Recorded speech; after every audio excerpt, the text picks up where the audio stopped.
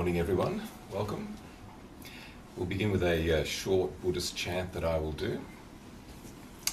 Namo tassa bhagavato arahato samma sambuddhassa.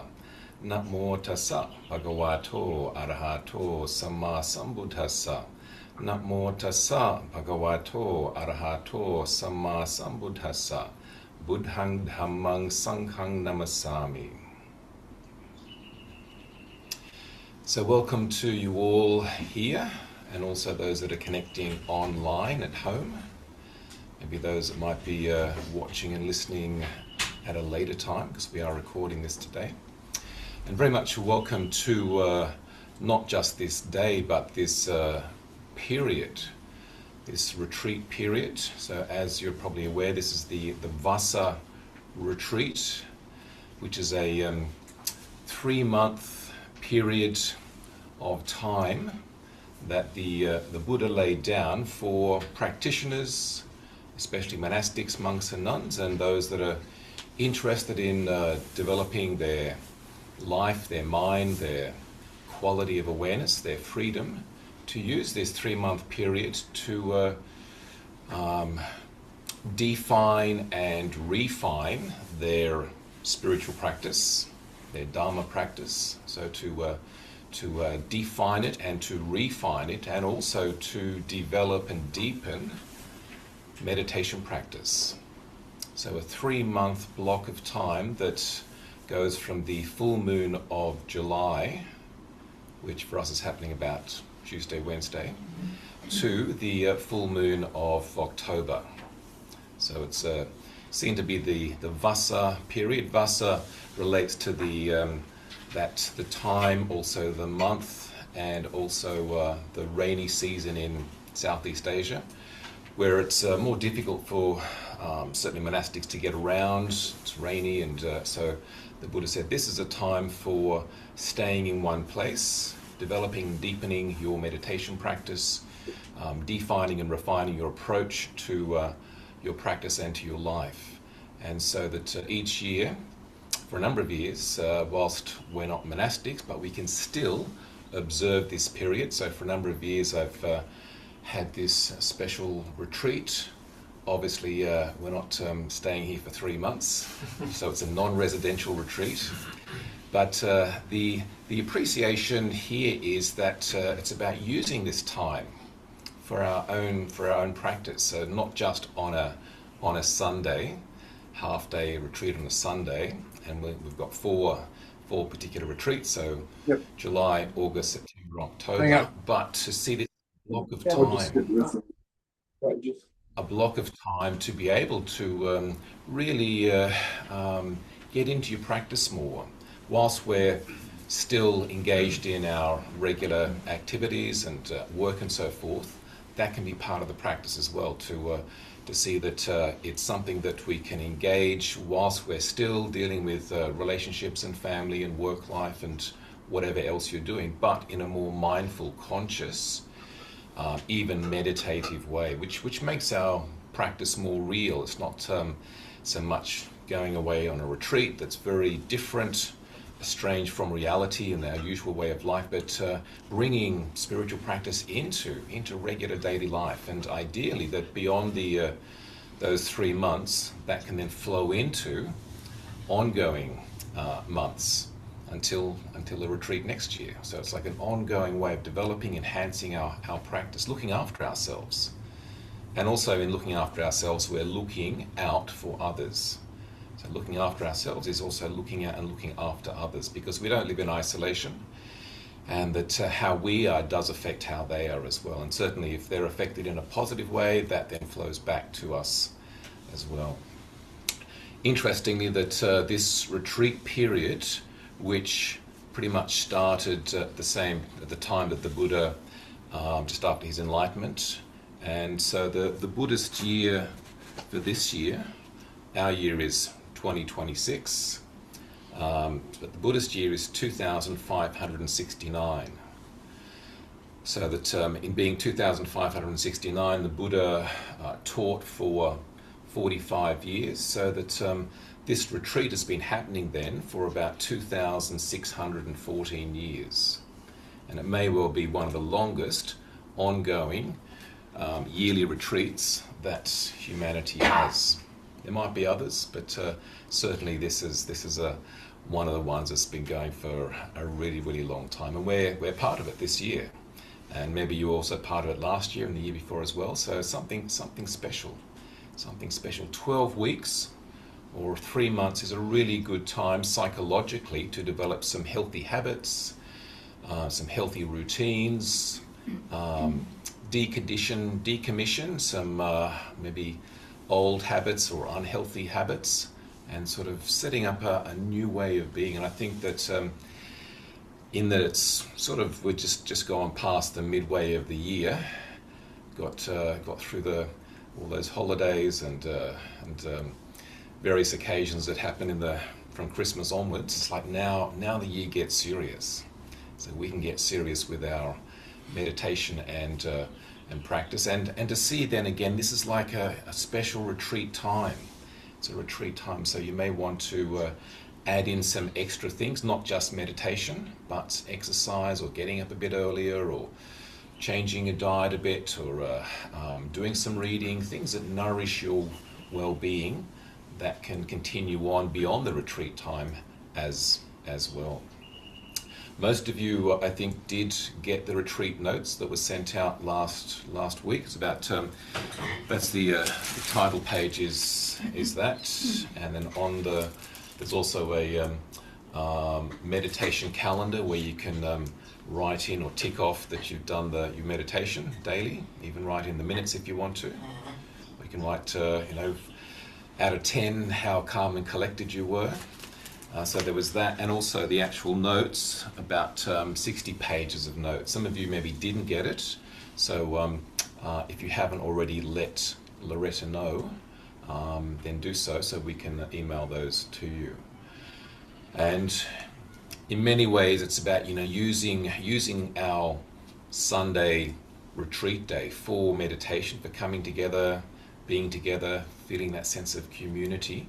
And I won't speak too much to the notes, because so you can read them yourself at home in your own time, and make some notes as well.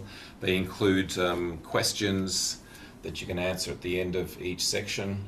It was a course that I was taught in Sydney on many occasions over about a 8-week period. So we're going to be looking at that as our focus for the 12 weeks, and breaking it down into sections, so that we'll look at various practices and qualities each of the Sunday retreat days.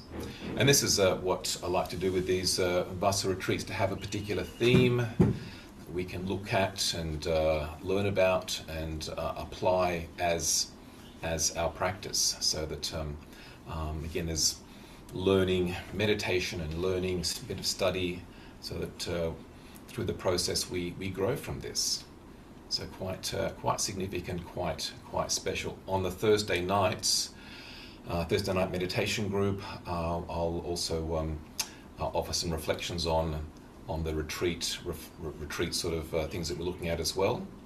And so that if you missed a Sunday, then if you're coming along to the Thursday night group, then you can catch up on what we looked at on the Sunday retreat day. And there's again people that are not here today that will be here next time, and people that are connecting online as well. So in a way we make up a community, a sense of community of could be between 20 and 40 people that are observing this Vassa retreat period from our perspective, our approach. And the larger community is that there would be tens of thousands of people, mostly Buddhist monks and nuns, that are observing this retreat period as well. So it's a special period of time in the world that we're sort of enjoined with, and a sense of having joy in that as well. It's like, well, I'm doing the Vassa retreat together with many people around the world that are practicing meditation at this time, and helping the world be a better place. The session that we have today, this morning, we'll look into the first 3 of the Buddha's 10 ways to well-being. So the theme of our retreat is the Buddha's 10 ways to well-being, appreciating that human beings, more than anything else, do seek to be happy. So it's been said for thousands of years by sages, by saints, by saviors, by scientists, and certainly now psychologists, that more than anything else, human beings strive, seek, yearn to be happy.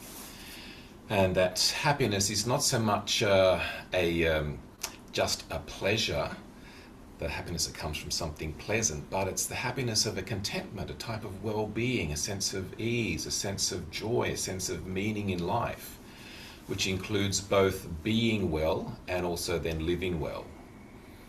And particularly Buddhist practice is very much about that. It's not about just getting happy, but it's about a real sustainable well-being that comes from reducing stress and suffering in our life.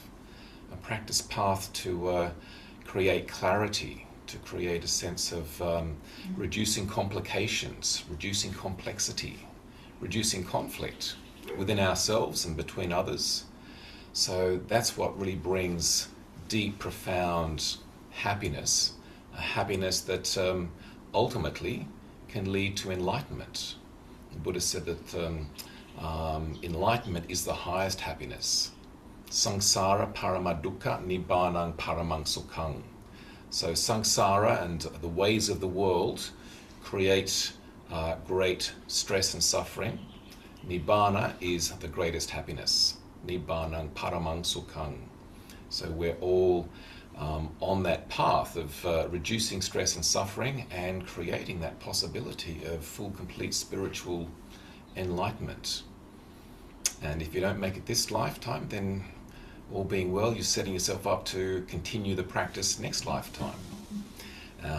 That's the law of cause and effect. So what we do now will affect things into the future, and that's very much also the foundation of the 10 ways to well-being. So the 10 ways to well-being, which the Buddhist words for this are, I've got them written somewhere, but so basically dasa kiriya punya watu. So it's like 10 ways of generating wholesome karma. Punya is a word for merit. Doing something good creates good energy, a good vibe. And in this way, it's the Buddhist appreciation is that rather than relying on someone else or something else or some deity to feel good and have good fortune, or even a sense of luck, it's about putting in the effort oneself. Like the adage, that which ye sow, so shall ye reap. So putting in the effort, sowing the seeds, and then reaping the results of what we've done, which is the law of itta paccayata, the law of cause and effect. So if we set up the right causes, then we're going to enable the right result, the right effect. So 10 ways to well-being that bring about being well, living well, that we can enable and engage for ourselves. And these 10 ways, in many ways, they're about living in a healthy, wholesome way. They're about conscious connections to others. And in many ways, it's also purifying one's mind, heart in the process. So they stand to reason of just being healthy, wholesome activities that we can all engage in. And in many ways, we're also already engaging in them, especially when we go through them. We'll see, yes, well, I do that. I can see that's what I've been doing for a long time. And by doing so, then doing so more consciously, we're aware of the benefit and aware of the importance of even increasing and enhancing these particular 10 ways to well-being. So the 10 ways to well-being, first one is dana, which is the word which means generosity. So giving, sharing, which is expressing a care and a concern for others as opposed to being caught up in self-centeredness. The second one is sila, which translates as morality or living in a wholesome moral way, which also, again, is looking out for others and protecting others from our otherwise bad behavior or bad speech. The third one is bhavana, which translates as meditation. So cultivating the quality of our conscious awareness through meditation, which certainly helps us and others. The next one is appacitti, which is translates as respect. So the appreciation and respect for those and things that are worthy of respect. And that's, again, helps to create a sense of connection and community. The next one is number 5 is vayavacha, which is being of service, being helpful, being supportive, which again is helpful for other people, other groups, other communities. And then number 6 is patanupadana, which translates as sharing of merit. So in doing good things, then sharing that good energy, that good vibe, that well-wishing with others. Number 7 is abhanudamodana, which translates as rejoicing in the merits of others. So when people are doing good things, then we have a sense of joy. I'm so happy that you've done that. That's wonderful. So a sense of helps them feel good about what they've done. We feel good, creates a sense of positive vibe.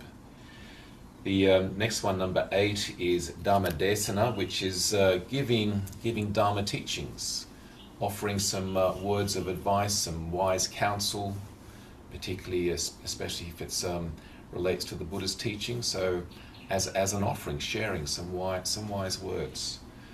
Number 9 is Dhamma Sawana, which is listening to some wise teachings. So not just giving, but listening. And obviously the more we listen, and the more we're able to give some teachings to others. And the last one is Dittuju Karma, which is correcting one's wrong views, correcting one's misunderstandings.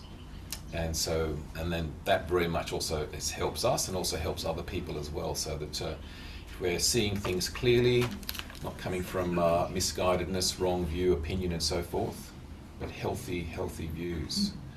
So these are 10 ways of engaging our thoughts, our mental state, our emotion, our even mood, our speech and activities as a way of being, connecting with others.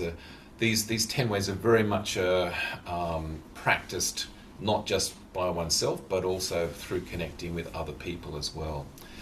And so that in that way we're enhancing that quality of being a sangha, being a group, being community that is supporting each other through these healthy, wholesome practices.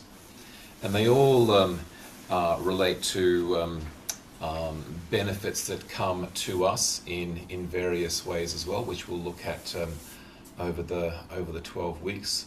The important thing is that we're not doing it just for the sake of getting good results. We're doing it because it's good to do it.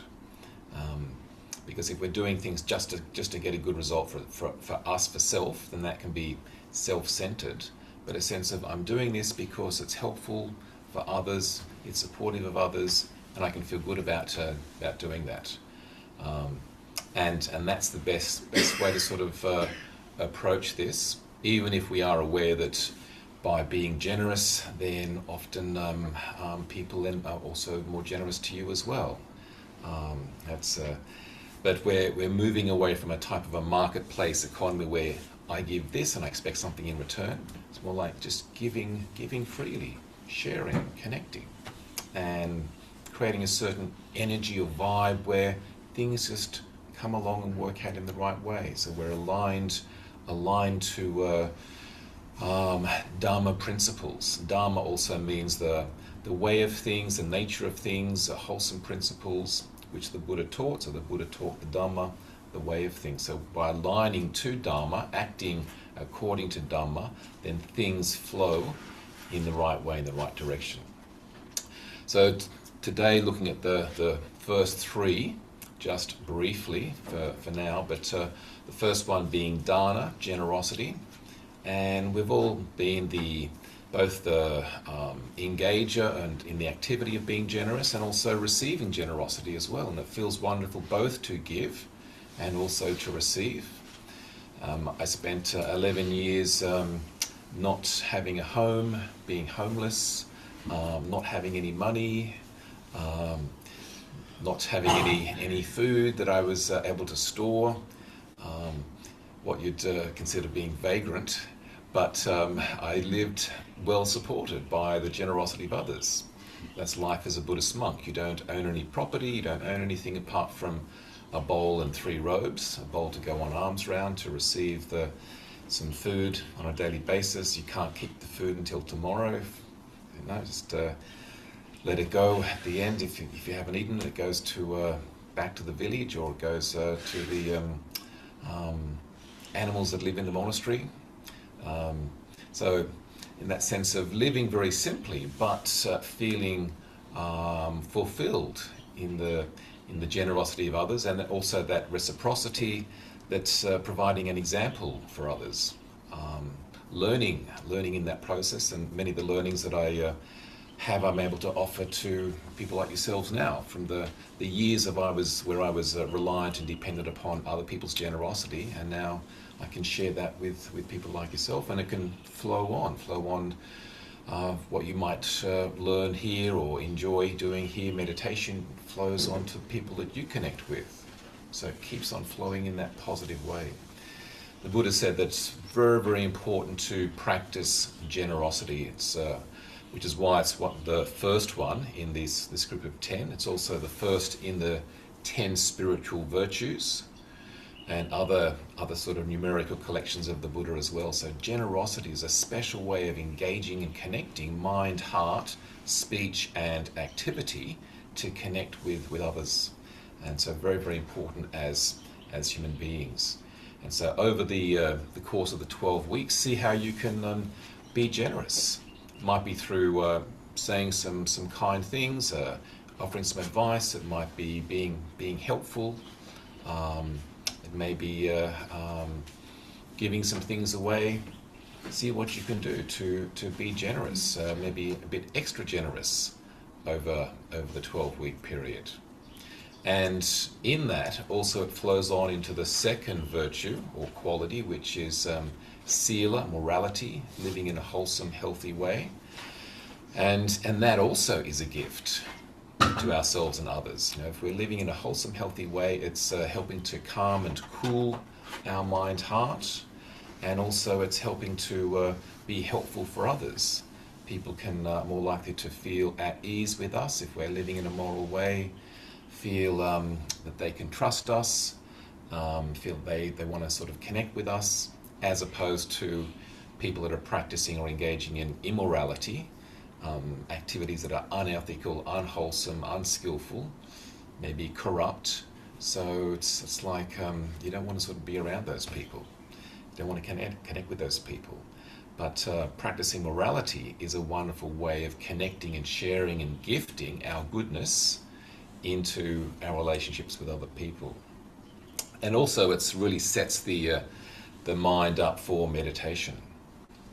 Meditation is very much about sitting and being fundamentally with ourself, with our own mind.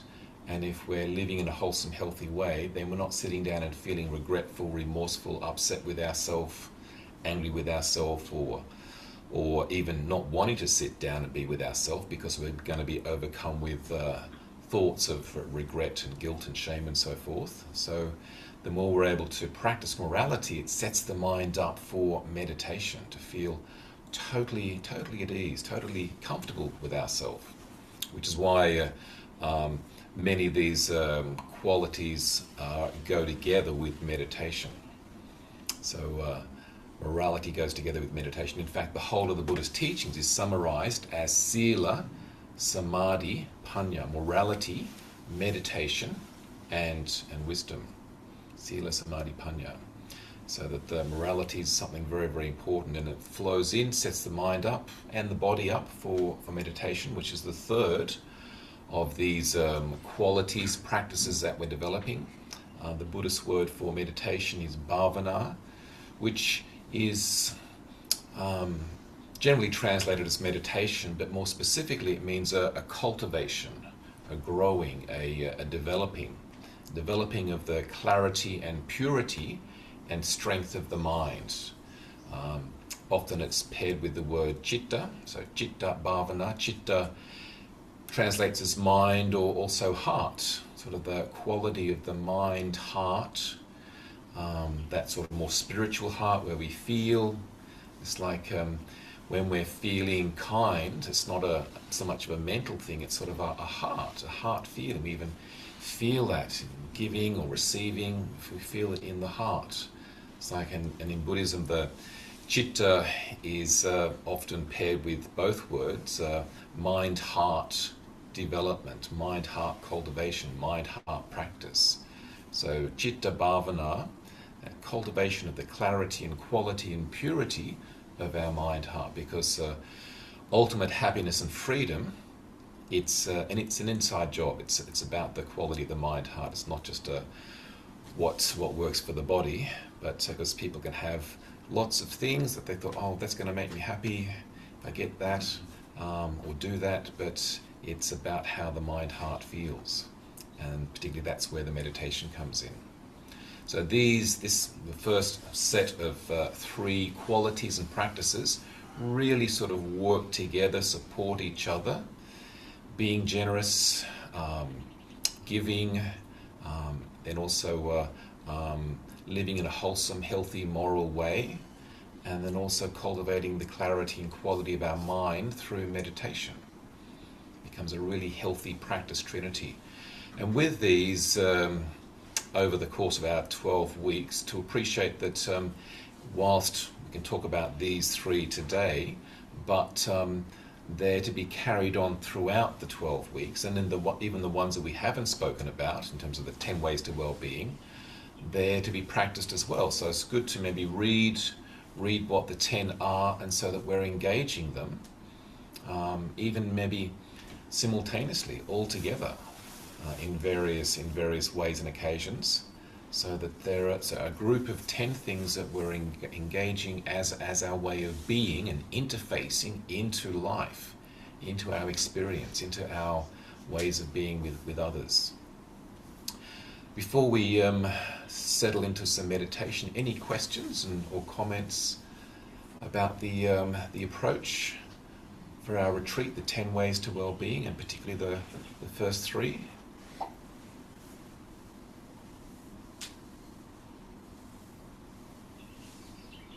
All sounds pretty okay? Yeah. Sensible? Understandable? There's a lot in the notes. It's just about 60 pages of notes, so that apart from what I've said even just already, do take a look at the notes to expand your understanding and awareness and appreciation of these, even practice of these as well. So it's like a sort of a work or a course that we're engaging upon. Carlos? I have a question. Is the concept of the attainment of nirvana an ultimate state and final, or is a state that we can achieve but sometimes could be lost? Sure, good question.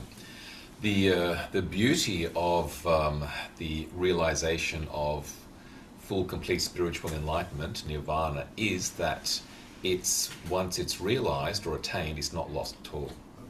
Okay. It's complete.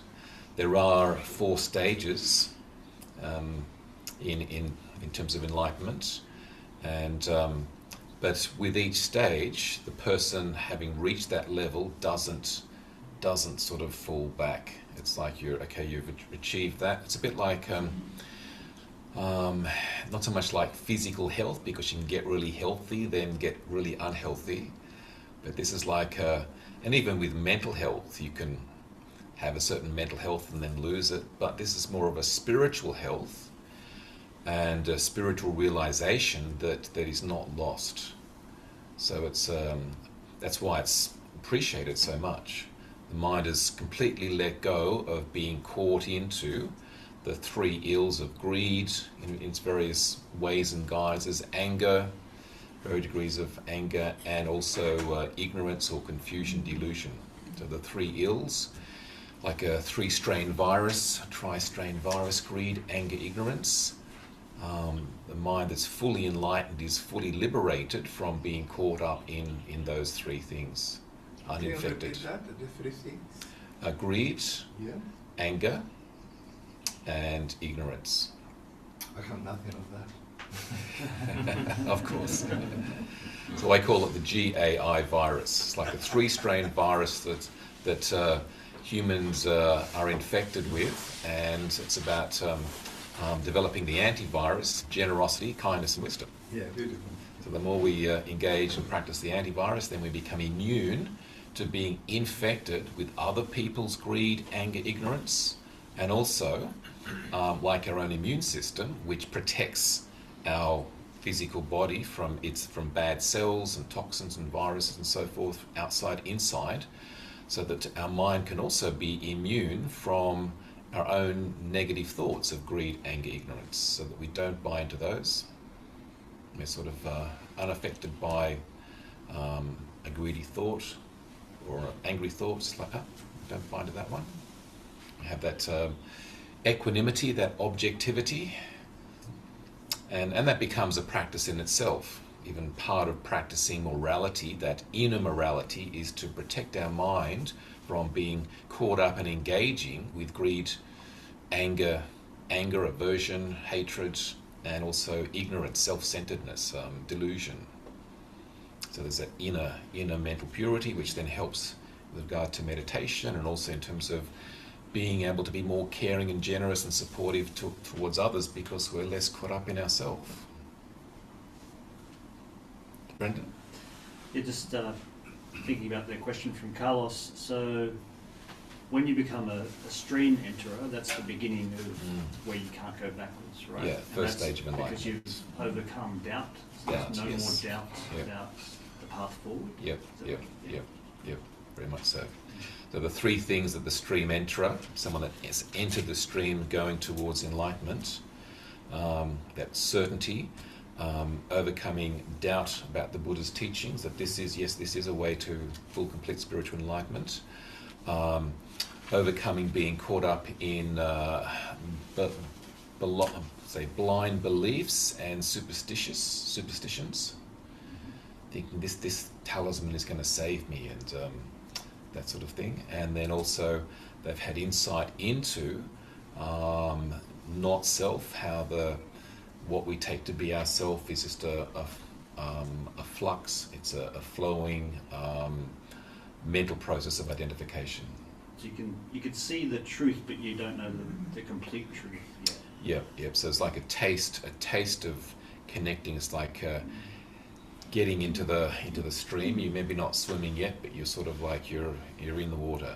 And if you're sure of it, keep on going and practice, you'll end up with full, complete spiritual enlightenment. And within Buddhist psychology, it said that someone that has this profound awakening or insight, which is called stream entering the stream that flows through to full, complete spiritual enlightenment, within 7 lifetimes, at the most, they will realize full enlightenment. So maybe this lifetime or next lifetime, but within 7 lifetimes. And the second stage is what's called a once returner. So there's further understanding and insight and lessening of greed and desire, and also of anger. And that person is only likely to get reborn once before they realize full, complete enlightenment. The third stage is where there's a great lessening, almost to no greed and anger, lessening of ignorance. When that person dies, their mind is not going to get reborn as a human being. It's called a non-returner.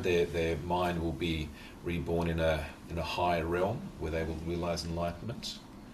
And then the fourth stage is where there's no more greed, anger, ignorance, and no more ignorance in terms of being caught into self-centeredness and the nature of the self. That's full, complete spiritual enlightenment. When that person dies, that's the end, matriculation. No more returning to anything. Meg? John, if you enter the stream in one of your lifetimes, when you're reborn, are you still in the stream? Yes. Good question. Yeah. So that within probably a fairly short time, that person's going to remember the understanding or have understanding occur for them because they knew it from before. In a worldly way, it's a bit like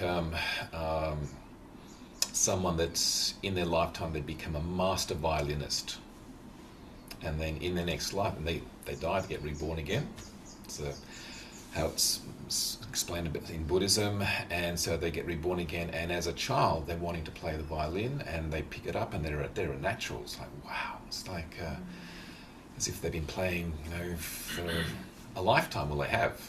But so the child, the 4-year-old, is playing amazing music and writing, composing, like some of these great classical composers. They started really young. It's like as if they were doing it before. So we'll have some time for more questions and discussion after we have our tea break. We'll have a tea break about 11:30 for about 15-20 minutes. Then we'll come back in and have any questions and discussion and finish up at 12:30. But in the meantime, let's settle into our meditation. So we'll do a sitting meditation. We'll go outside, do a walking meditation, come back in and do a sitting meditation. So a block of meditation. So if you need to stretch for a minute, given that we've been sitting down for some nearly an hour, have a stretch if you need to.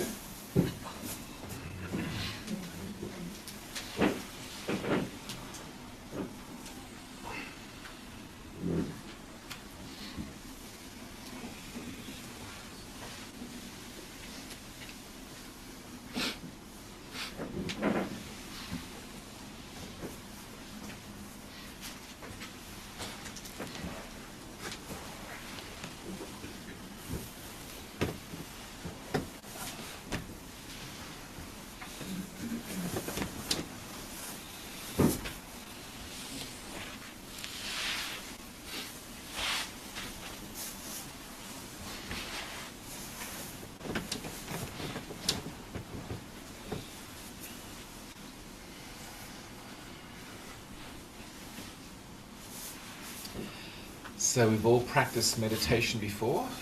Yes.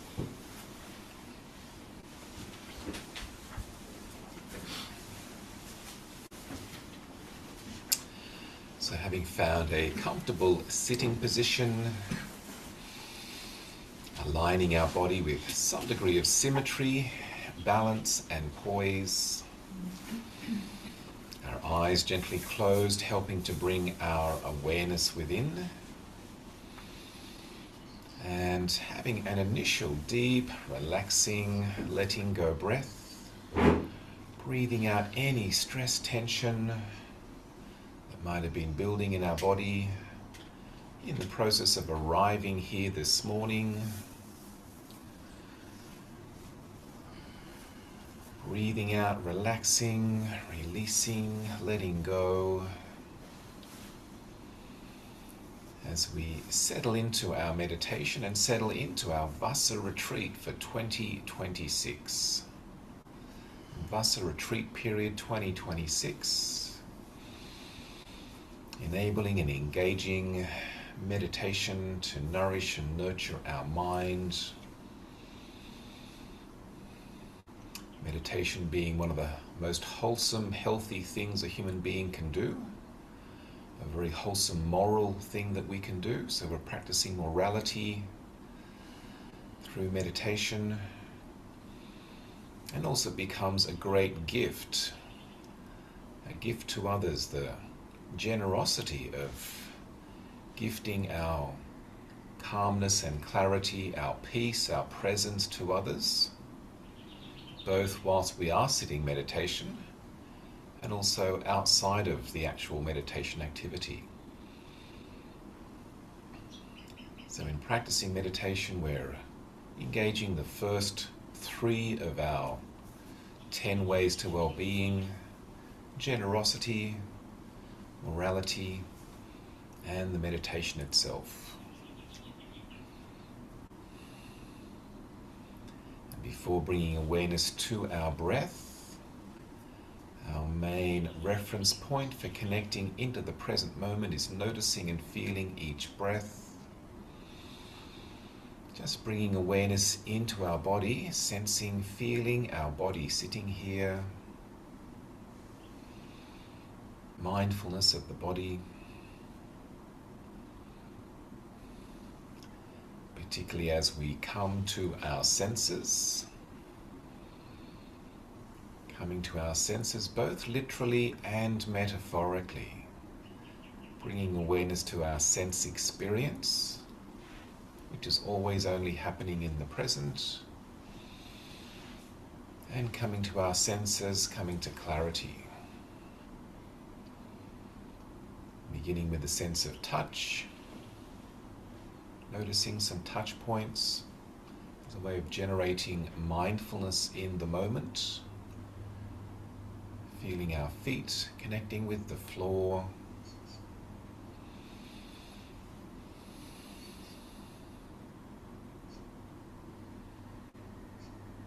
feeling our body connecting with the chair, the cushion or meditation stool. Feeling that particular sensation.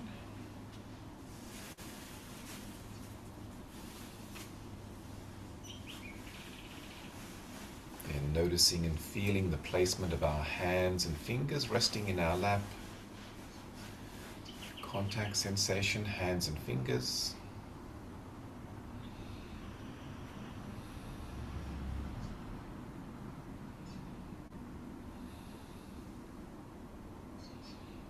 Bringing awareness up to our face, noticing our face, maybe feeling the air connecting with our face.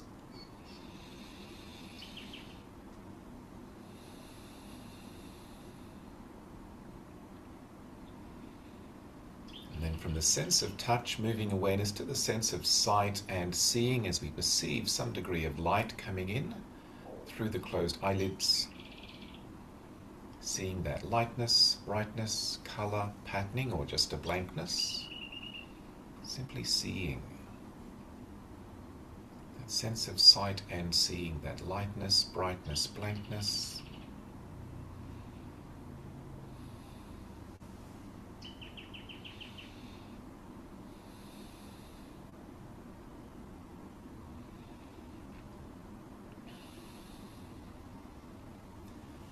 Then from the sense of sight and seeing, bringing awareness to the sense of sounds and hearing. Noticing some background sounds, a few sounds from in this room, some sounds from outside the room. Not thinking about the sound, but simply hearing the different tone, pitch, volume, layers, levels of sound, all occurring in the present, on the background of silence. Even hearing the silence in between certain sounds. Just hearing, listening, noticing.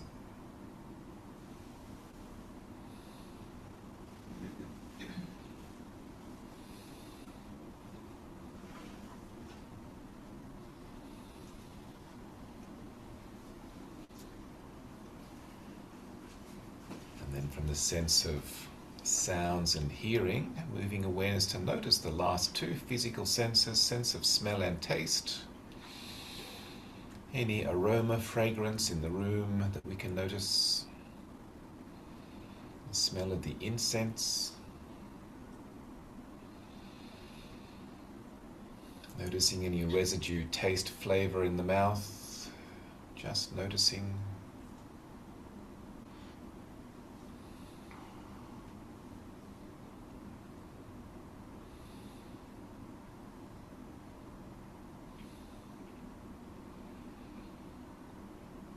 Then also noticing the last sense, the sixth sense, the mental sense of any thoughts occurring in the mind.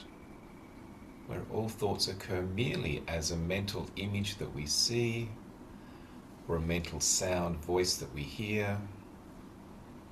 Noticing a thought without the need to get caught up into thinking the thought, activating it into a mental process, but even developing this objectivity to thought. A thought is just a thought that we can notice and not be affected by. Helping the mind move from being caught up in clinging or condemning, reacting or resisting, denying or distracting. Developing this calm, conscious knowing of the flowing fabric of experience happening in the present through the 5 physical senses, the mental sense of any thoughts. Developing this receptive, attentive knowing. Calm, conscious knowing.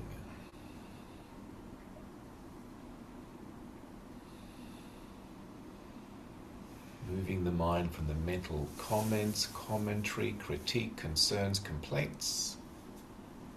Receptive knowing.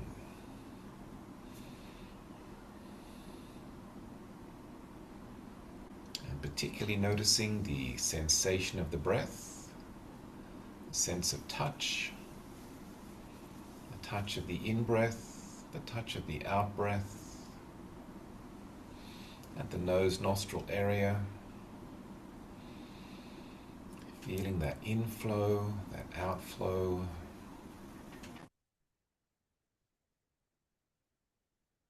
Helping the mind to settle into being present. Here, now, knowing. Feeling each naturally occurring breath. Awareness of the light coming in through the closed eyelids. Maybe noticing a few background sounds, a few thoughts might come and go. But the main thing is noticing each breath. Each life-giving breath.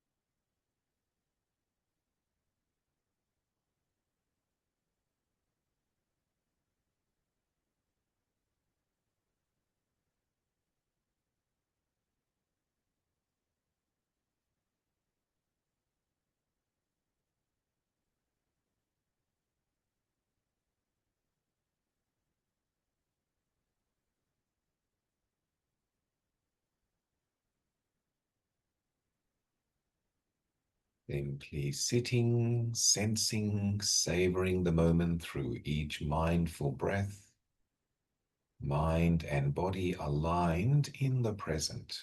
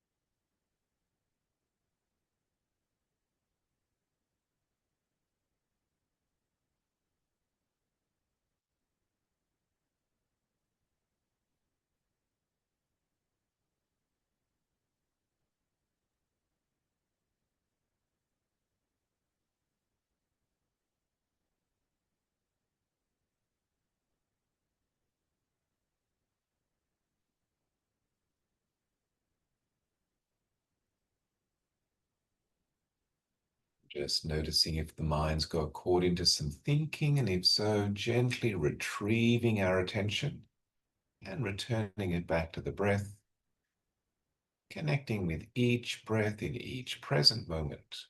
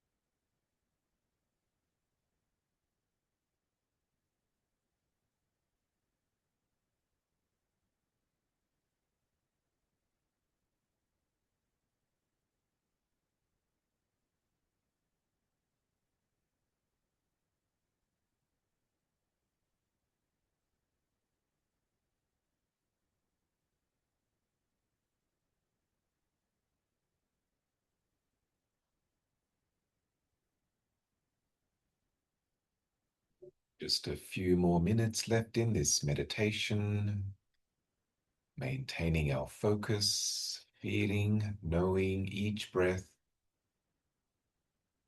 enabling inner calm, clarity, inner peace and presence.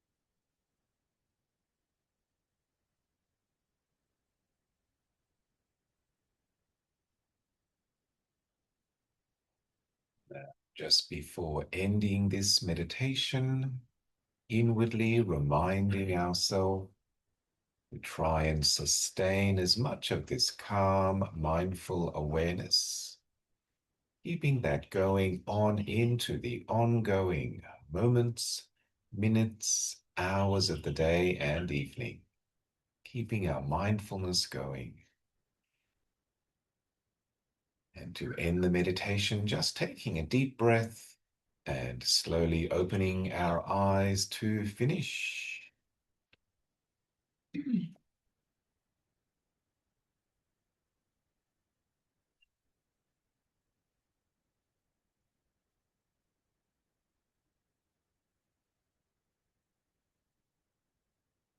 So we can continue our meditation into some walking meditation outside. If you wish to keep sitting, then feel free to do so. We can otherwise do some walking meditation for about 25 minutes outside, finding a place either side of the house or down in the parking lot, down the front area, little track that goes between the rock wall and the heliconia just down below a bit. But finding a space, maybe between 10 and 20 paces, and mindfully walking with the movement, sort of a mindful movement, walking forward, then turning, walking back. But basically, it's mindful pacing back and forth to help to generate clarity and calmness of mind, keeping our eyes open, looking down about 2 meters ahead, and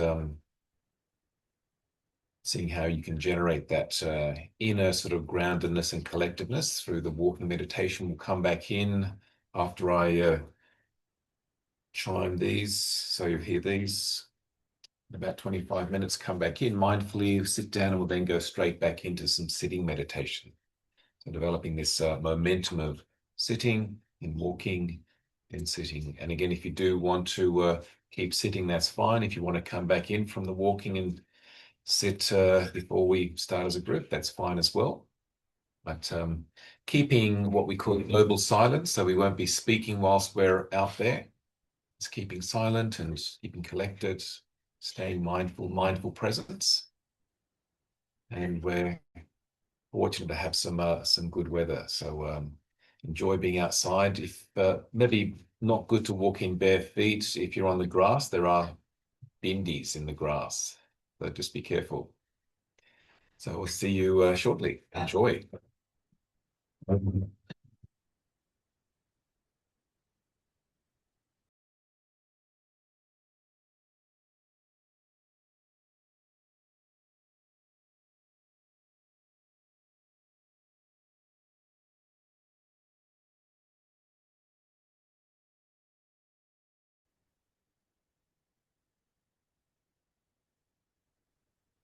Settling back down into our sitting meditation,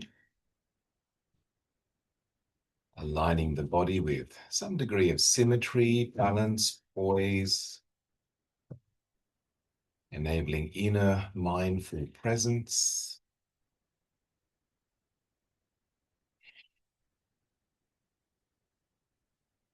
Having a couple of mindful breaths, relaxing into the sitting posture.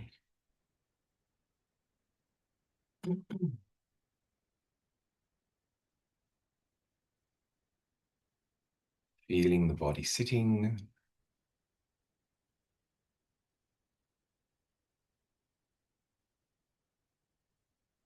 And bringing awareness to the breath to feel the inflow, outflow sensation of each soothing, therapeutic breath.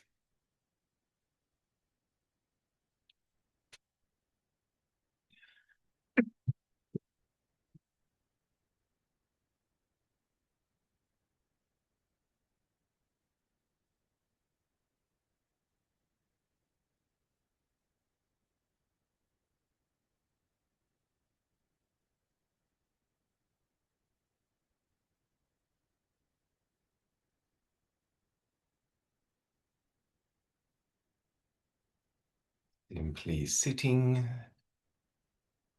being, breathing, knowing. Each mindful breath nurturing, nourishing mind, body, and being.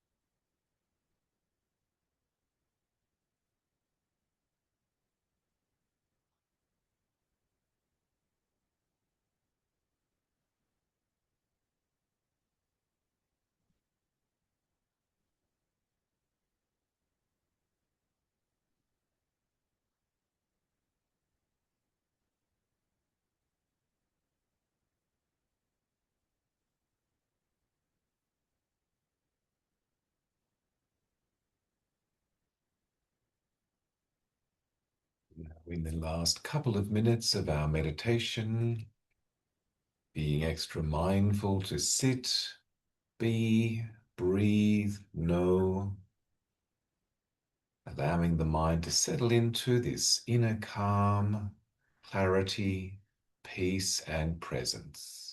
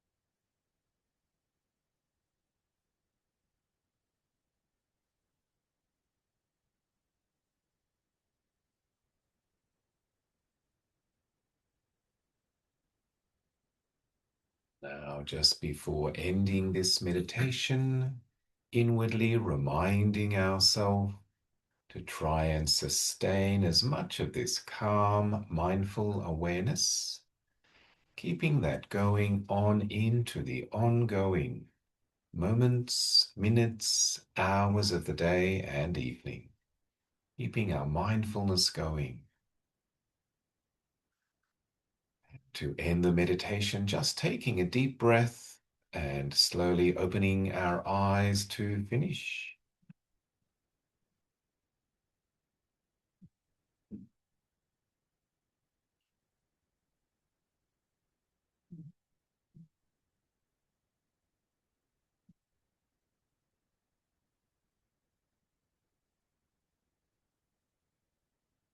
So how do we feel now? Okay, good, better, good enough. Let's take a tea break. So feel free to go outside, have some tea, coffee, biscuits, whatever's there, and have a bit of a chat with other people if you like.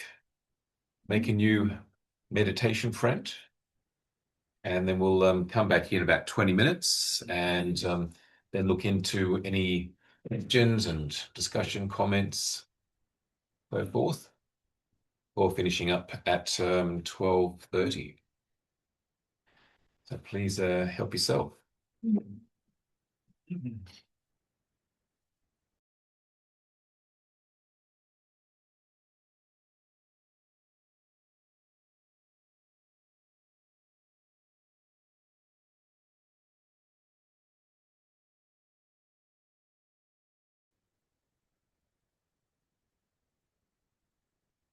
So we're very fortunate to have a pleasant winter's day.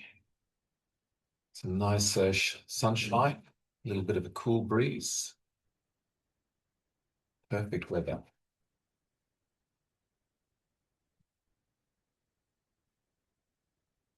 So questions or comments around this idea and certainly the practice of the what we're calling the 10 ways to well-being, but the Buddhist words are the Dasa Punya Kiriya Watu, the 10 phases of meritorious action. And appreciating that punya, Buddhist word, which means merit, energetic, wholesome credit potential. It's like money in the bank that you can make use of. And the idea is to keep on generating that credit potential so it's there and you can use it. In English, we have the expression, someone that's going through a difficult time, they might be down on their merit, or their merit has run out, and lots of bad things happening, and my merit's run out, or I'm down on my merit. So, okay, so from a Buddhist perspective, it's about, well, generate more merit. Maybe you've spent the merit that you created earlier, some earlier time, or even past life. So it's about generating that merit again, so that you've got then that credit, energetic credit potential to make use of. So these 10 ways are really, really skillful in enabling that possibility. And also the joy that comes from engaging and living from these 10. They're very wholesome. As I said before, they create a certain wholesome mental thoughts, mental states, and emotions, and speech and behavior, way of connecting, relating to others, so that the practice of them in themselves is good, as well as the wholesome karma, the good karma that comes from them, that flows on to into our life in various ways. Brendan? Yeah, John, I was going to ask about karma. So, what is the difference between generating good merit versus good karma, or is it all like the same thing? It's the same thing. Yeah. Mm-hmm. So it's like just an energetic potential. Like one of the quotes in the notes that I've got. So the Buddha said, according to the seed that is sown, so is the fruit we reap therefrom. The doer of good will gather good, the doer of evil reaps. Sown is the seed, and planted well, we shall enjoy the fruit thereof. And also the Buddha said, we are the result of what we were and will be the result of what we are. Past, present, and future lives are linked through wholesome and unwholesome mental processes. So again, that just the law of cause and effect.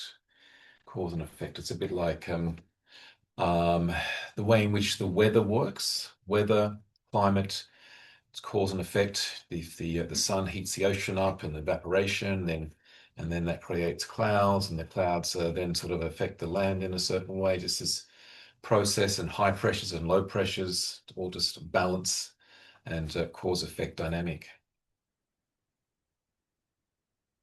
The Buddha, answered questions where people say, well, why is it that this person is born into wealth, or maybe has wealth in their life, and why is this person they're born sort of good looking or beautiful, and why is this person they've got born into good health and strength, and another person sort of they've got weak body and ill health, and why is this person very bright and intelligent, and this person's sort of a bit dull and dim-witted, and so the Buddha said, well, it all comes back to karma, both in terms of how you're living now, and then also how one has lived in the past, that then has brought about the results now. Carlos? So, following that way of thinking, and the Buddha was born in wealth. Mm. but in a way of living and that he didn't agree with or he wanted to move on. So in that case, the karma he received, I don't know if the right language or reincarnation or whatever, energy or whatever we like the different schools to say. So what he did, he broke that pattern and he created another. So could be a metaphor for us too, that wherever we are, we can continue flowing with that or breaking it, evolving. I don't know what is the right terminology. But evolving, moving, transforming, I don't know what other words you can use. Yeah, the Buddha said that human beings are the only creatures that can change their karma. Yeah.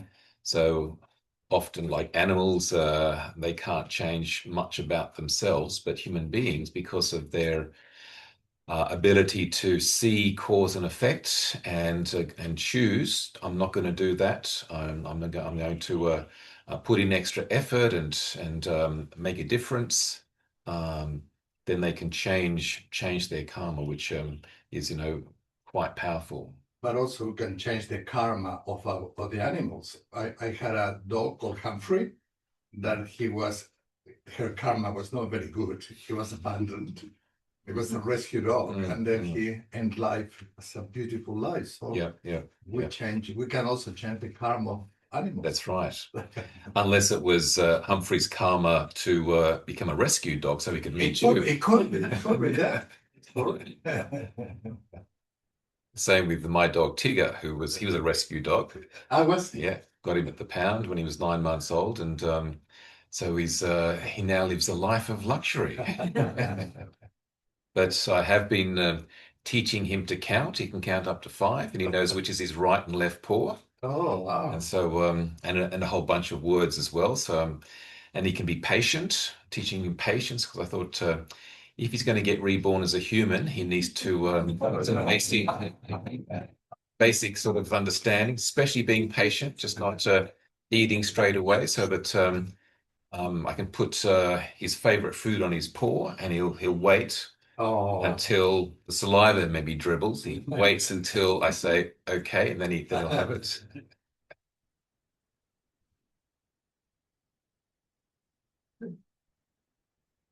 Loretta? I don't know how to say this, to make it reasonable, but I'm struggling with karma and intergenerational trauma. How does that all fit? And I know we might have spoken about this in the past, but I can't help but think that some people who struggle in different ways, is that not intergenerational trauma?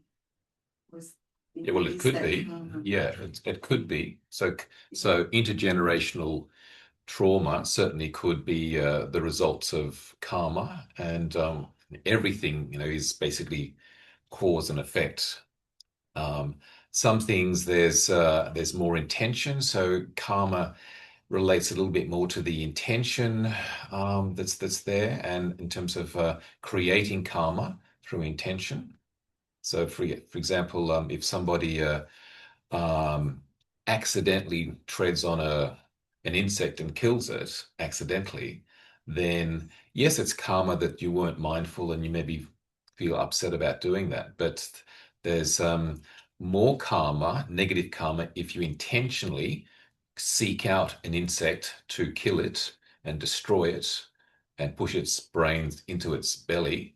So that's sort of like really, really sort of negative, heavy, as opposed to just an accident that happened. Oh, I just wasn't mindful.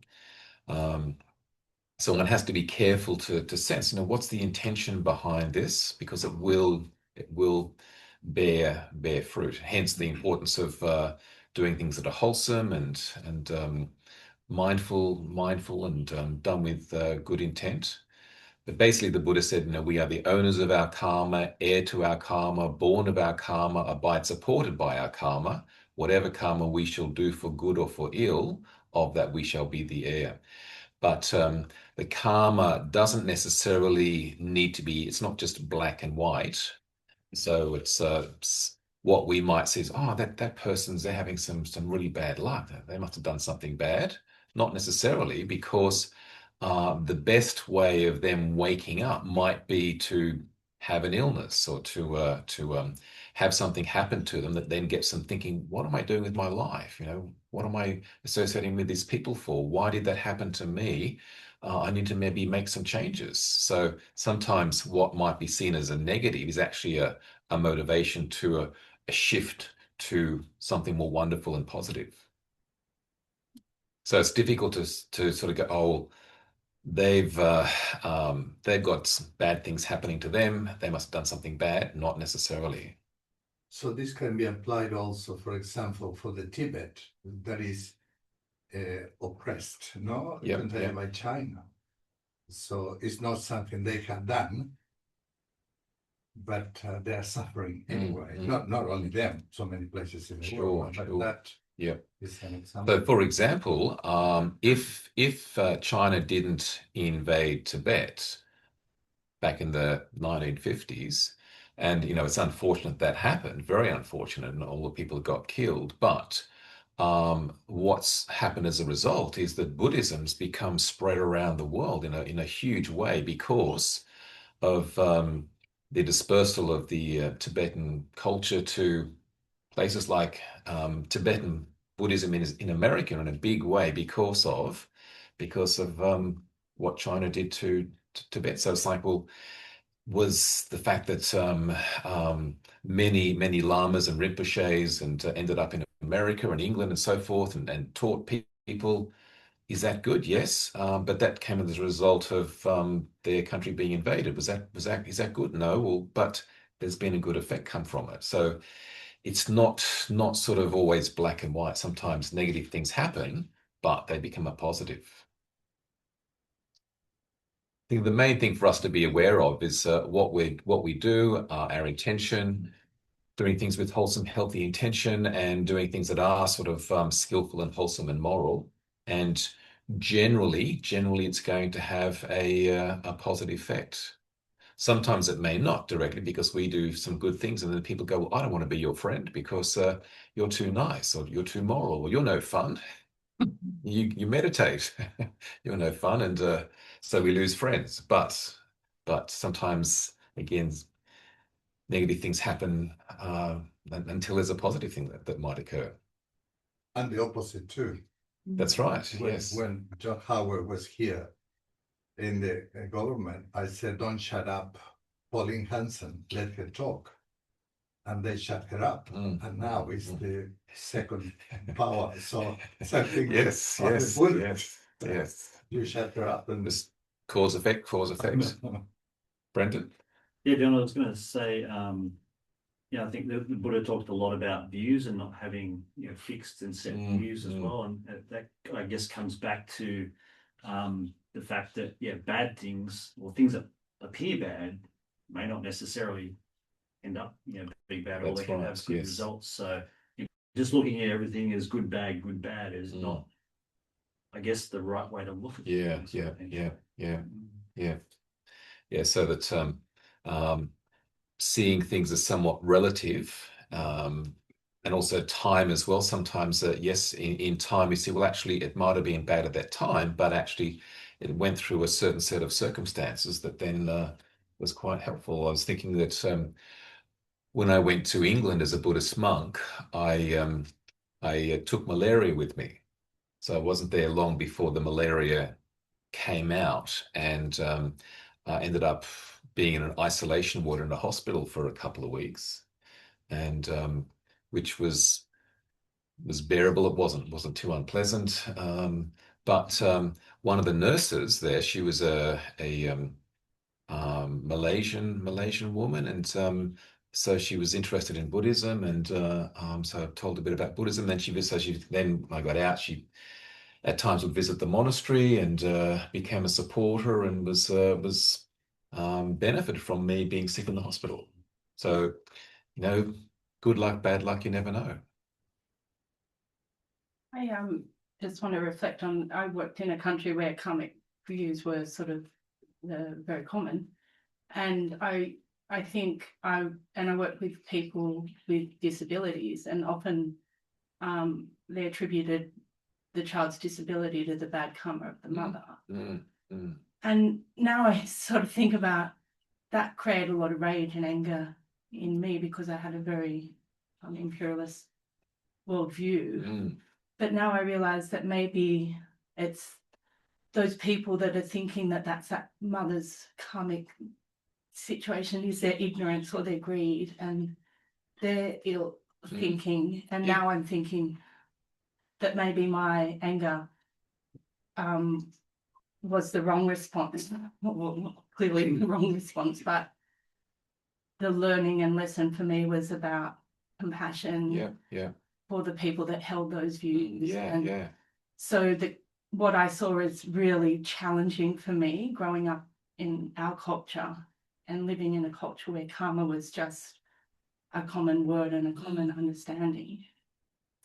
I just think I've learned just then that realization that I was probably creating bad karma for myself by having this very attached to a worldview that I was really pushed by, as a feminist, that women were being attributed to something that's, in my view, wasn't in there. Sure, yeah. And so for you, Kylie, you can actually change the karma by that insight, by that understanding, by letting go, and then having a different mindset as well.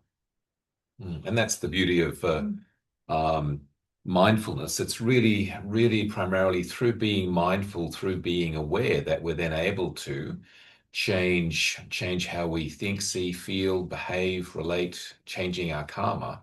If we're not particularly mindful, sort of we don't have an eyes open approach, but a closed eyes approach, then we're going to just be caught up in the flow of things and caught up in sort of automatic type responses and find it very difficult to change. The example of the Buddha, who really sort of opened his eyes and became awakened and was able to transcend all karma, which is basically by transcending being identified with the self. It's only the self that creates karma. And if the mind then sees the egoic self as just a fluxing, changing phenomena, it's not anything stable or static or stable, it's just a mental process, then everything that is attributed to the self in terms of karma will then dissolve and vanish. So it's like if we understand from within, then that's where everything becomes changed and enabled in a positive way. Hence, the last of the 10 ways to well-being is changing one's wrong views, seeing that this is a wrong view, and then letting it go and developing a wholesome, healthy view of reality of things. John, during the meditation, I had a bit of inquiry that came up about equanimity, and I was just wanted to ask you, is there one thing at the root of equanimity, or is it many things? So at the root of equanimity? Yeah, like, to be equanimous. To have that, to have the ability to be equanimous. Something I notice in teachers that they have. And I couldn't pinpoint it at first, but then I was like, they're very equanimous. And I'm really curious about it, because at times I feel it, but at times I don't feel it. So, yeah. Well, I would say that there's probably a number of things, but the main thing I would say at the root of equanimity is upadana. So, which is then the letting go. So, letting go. So letting go rather than sort of holding on, clinging and grasping. Then the letting go. So there's just a sense of like not getting caught up in personalizing or making it matter. A sense of just relinquishing, releasing, letting go. Yeah. So not judging. Which includes not judging. Yeah. judging, discriminating. Well, not being judgmental, so that there at times we need to make a judgment. Shall I take a rain jacket or not? But not holding on to the fixed views or being judgmental. So being able to let go. And what Ajahn Buddhadasa calls in Thai chit wang. So chit from the Buddhist word chitta, meaning, and wang meaning open or void, free. So the mind that's not clinging, grasping, letting go. John, does that kind of relate to us? You know, we have a tendency to label everything. So going back to the good, bad, oh, this thing happened, it's good, or that thing happened, it's bad. And so not putting a label on it and saying, well, that it's just a thing that happened. Or if we need to put a label, not holding onto the label, because the label might need to be changed. Recognizing it's just a label, or it's yeah, you know, it is a fixed way of viewing that. It's not necessarily the truth of the situation. Yeah. Bit like the story, good luck, bad luck, you never know. So the old man lived outside of the village on a bit of land with his son, and had a horse, a lovely stallion, and a merchant came along and saw the lovely stallion and said, "Old man, I'll give you a really good price for your horse. I can see it's a really good horse, and then you can maybe get some things that you need, maybe even make your life easier with the money that I can offer you." And the old man said, "No, it's not for sale." A few days later, the stallion broke the fence down and took off to the hills. The neighbors came over and said, "Old man, you've lost your horse. You should have sold it when the merchant made you an offer. Such bad luck." And the old man said, "Good luck, bad luck, you never know." A few days later, the stallion came back out of the hills with a whole lot of wild brumbies behind it into the corral, and suddenly the old man had all these horses. The neighbors came over and said, "Old man, such good luck. You've got all these horses now. How wonderful." The old man said, "Good luck, bad luck, you never know." A few days later, his only son, fell off one of the horses and broke his leg badly and was not able to do any work. The neighbors came over and said, "Old man, such bad luck. Your only son that you need to help out, he's broken his leg and he can't do things. Such bad luck." The old man said, "Good luck, bad luck, you never know." A few days later, an invading army was coming in, so all the young men were being rounded up to go off and fight and maybe get killed. The neighbors came over and said, "Oh, old man, such good luck. Your son doesn't go to war because he's got a broken leg. Such good luck." The old man said, "Good luck, bad luck, you never know." And this story just goes on like that. So you never know. It's just how you view things. And so holding situations lightly. Again, like doing what is wholesome and healthy, right intention, but holding things lightly. Any other questions or comments, even about the first three: generosity, morality, and meditation, as the first three of the 10 ways to well-being, 10 ways of generating wholesome karma and goodness, merit? I liked, I think it was in that video that we watched with Ajahn Chah, where it was questioned about, or somebody was questioned about, why kind of start with meditation, because you need that foundation of morality first. And I think the comment was, start where people are. Yeah. And everything else will kind of fall back into place. So even though I guess we're going through this as a sequential list of things to do,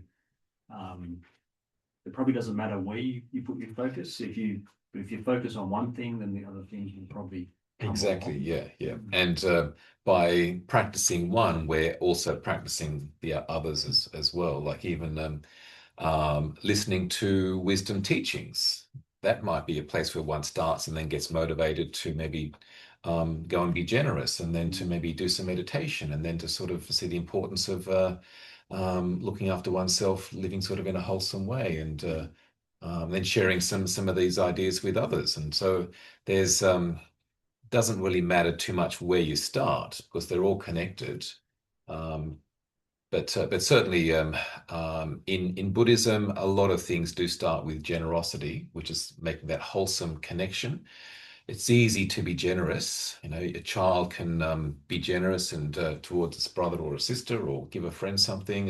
And it feels good, which is a bit easier than, say, sitting down to meditate. So generally, generosity is a really good place to start for looking after oneself. And a lot of Buddhist culture as a religion, particularly say in Thailand, people maybe won't meditate so much, but they can be very, very generous. And so they're creating that wholesome connection to monks and to nuns and monasteries, and they feel that that's something which they can do, because they may not have that much time to meditate, and they might find it a bit difficult, but generosity is a significant practice. But there seems to be a bit of well, I'm doing that to get merit so that I can, have a good rebirth or something, or have better karma. Not necessarily thinking about the full path. Yeah. So there's still a bit of self involved there. Yeah, because I mean, the full path is the full path. You can't just take one part of it and exactly. expect Yeah. to get to enlightenment. So you practice the whole path. Exactly. Yeah. So the intentions is, what counts. Yeah. So even if one is generous, you can be generous and just really generous, not expecting anything back. You might know that it's a wholesome thing to do, but not expecting anything. And someone that is as generous and more generous, but does it with wanting something back, there's less merit made with that second person. John, can I ask a question about morality? Like in Buddhist texts, the words for morality, like I feel like that's quite a tricky term for me. Like it's quite, it feels like quite challenging, like the idea that, growing up in a Christian culture where morality, it feels like there's a lot of judgment and it's very loaded. I think society changes, but I'm wondering about the Buddhist text and what words they use for morality and how they are different to how we might use that word, not generally outside of practice. Yeah. It's difficult to find good translations, and translations maybe need to change as society changes as well. So that the Buddhist word sila, which for a long time has been translated as morality, but one could also translate it as wholesome living, or virtuous living in a virtuous way. It's difficult because our English language is sort of steeped in sort of Christian words and Christian culture. So sometimes it's even better just to use the Buddhist or Pali word, sila, than try and find an English word that doesn't quite fit, or otherwise use two or three English words as well. Like even meditation, the word meditation doesn't quite fit with what the actual Buddhist practice is, particularly in terms of citta bhavana, the cultivation of conscious clarity. And meditation is often sort of a meditation, thinking, contemplation type of approach, which is a bit different. But if you find a good word for... No, I'm just interested in, just maybe that's better for me just to use the Buddhist word for it, because I find that the word morality, it's quite loaded. Yeah, conscious living, mindful living. If we're living mindfully, then we're going to be living in a healthy, wholesome way that doesn't sort of cause upset, distress to ourselves and others. But morality can be a bit sort of moralizing, sort of a... So come back to the intention a lot, John. So like, we can all make mistakes that can harm others, but and we try to be mindful not to, but sometimes things happen and they're kind of a little bit out of our control. So if my intention is to do no harm at all times, even if I do make a mistake and there's a lapse of mindfulness, perhaps, like you said, there may be some negative karma to that, but it'd be less because my overall intention of how I carry myself, Yeah. how I act throughout the Mm, day is I'm intending to do no harm. Yeah, yeah. And then I guess, if something bad happens, then that's a bit of a wake-up call, isn't it? A bit of a reminder that, hey, you need to be more youthful. Because you can intend to not do any harm, and even still, people can be sort of hurt by one because of, you might think, well, I'm not going to do that because it's not healthy and wholesome and it's unskillful.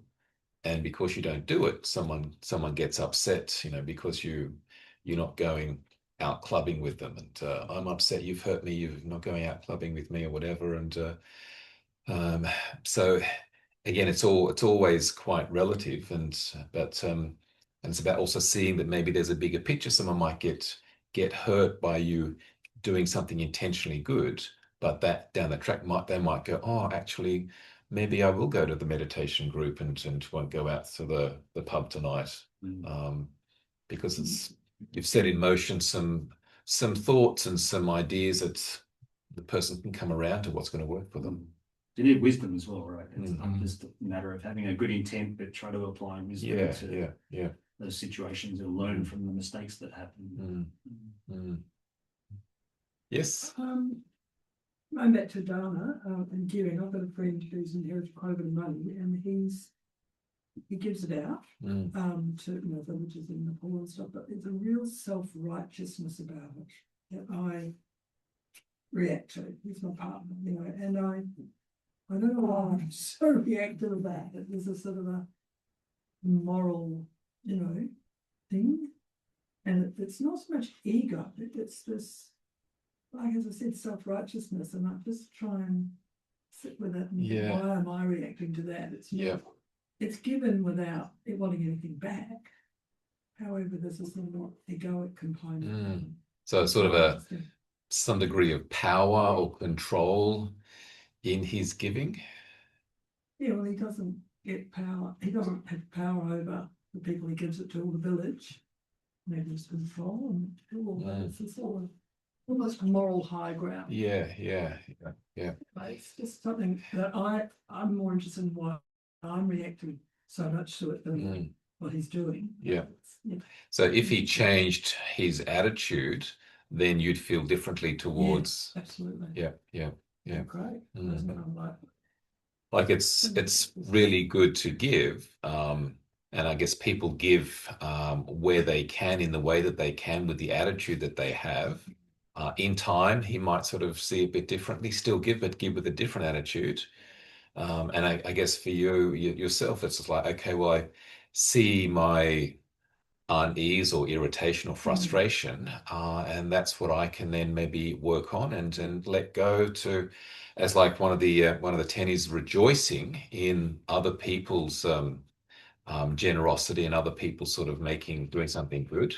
So that helps to shift our mental state to go, good for you, well done, happy for you, and maybe in time you might sort of see it a little bit different or change your attitude, but I'm going to be pleased and happy for you. Well done. So bringing ease and relief to us.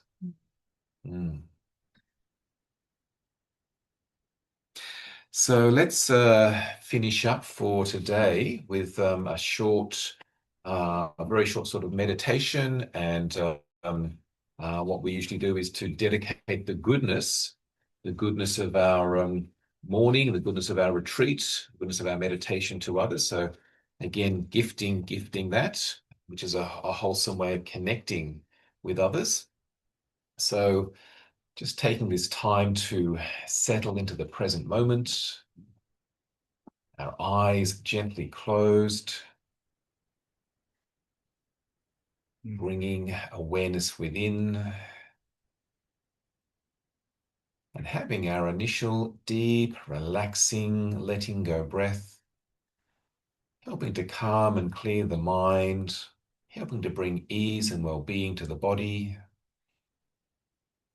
With that wonderful breath, relaxing, releasing, letting go.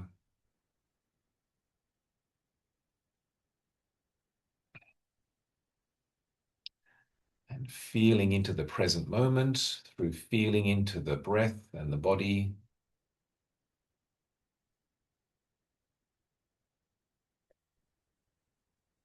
and using some thought to engage a healthy mental state, feeling state of well-being.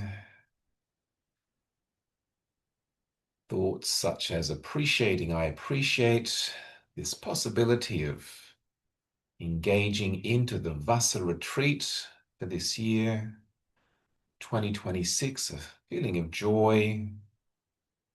The beginning of our Vassa Retreat, this 3-month period to define and refine our spiritual Dharma practice, to develop and deepen our meditation practice, and particularly to engage the 10 ways to well-being, Dasa Punya Kiriya Watu, 10 ways to well-being, creating wholesome karma, meritorious action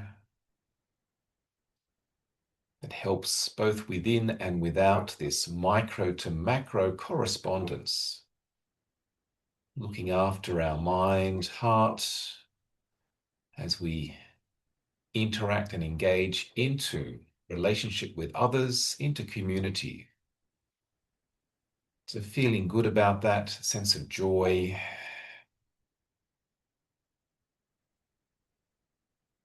Appreciating being here this day, this morning up until this time.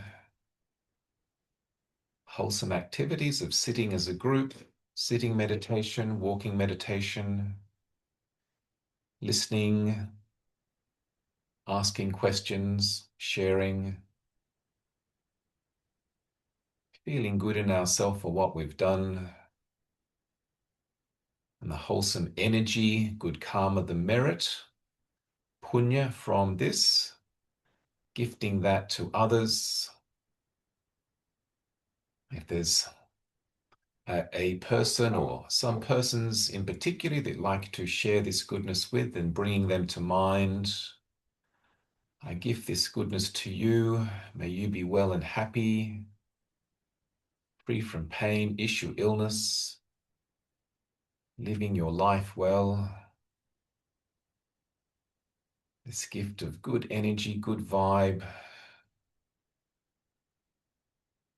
So breathing in and out through our heart center, the place of our spiritual heart. Breathing out this good energy towards that person or persons. Sending them this energetic vibrancy. The same way that a mobile phone can send energy, information. We use our brain, mind, heart to connect in this feeling way with others.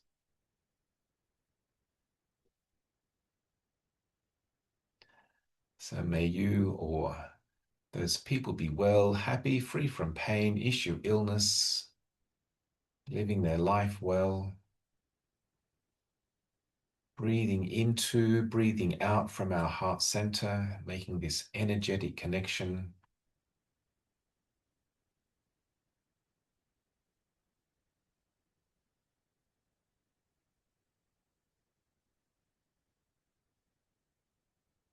And then beyond that person, bringing awareness to all of us that are part of this Vassa Retreat, everyone here today, including people that have connected online, feeling towards them. May you all be well, happy, free from pain, issue, illness, living your life well, receiving this gift of goodness, goodwill, punya, merit. So breathing out, giving, and as we breathe in, we receive that good energy from everyone else. Breathing out, giving, caring, sharing. Breathing in, receiving that gift of well-being from others.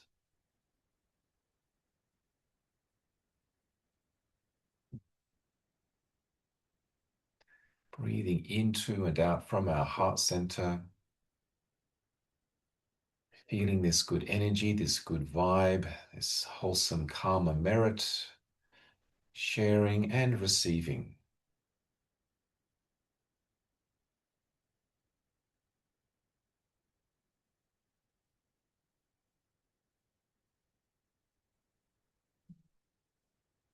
And then bringing to mind ourself, so wishing ourself well as well. And may I too be well, happy, free from pain, issue, illness, living my life well, benefiting from the goodness of my meditation practice, the merit that I've made, the wholesome karma, good intentions. May I too be well, happy, free from pain, issue, illness, living my life well. May my life be a blessing to others. So feeling that goodness within, a sense of well-being, joy, appreciative joy, feeling good and grateful for the opportunity to practice the way of wisdom, ways of well-being.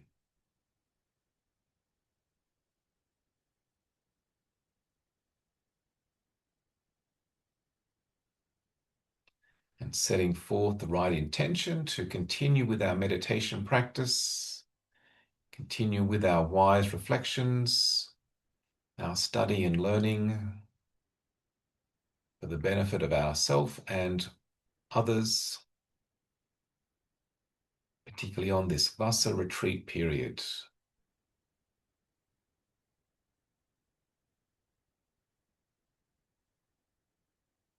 And when you feel ready to end this short meditation, this dedication of merit, just slowly opening our eyes to finish.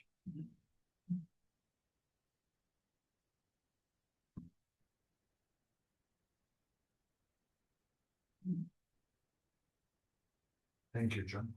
Thank you. So thank you for sharing the morning up until 12:30, and do make good use of the Vassa Retreat period. Some of you may not be able to make all of the 4 sessions, but hopefully you can make as many as you can. And also Thursday night sessions as well. We'll be debriefing and talking more about these 10 ways to well-being. Do download the course notes if you can, and print them off if you like. And there's space for writing and putting in questions and answers and so forth. Make it a special period of time for nurturing and nourishing yourself. And all being well, we'll see you for the next session, which is on the 31st of August. So in about a month's time. So please let us know if you can make it, if you haven't already registered for that. So enjoy the rest of the weekend, and thanks for coming. Thank you.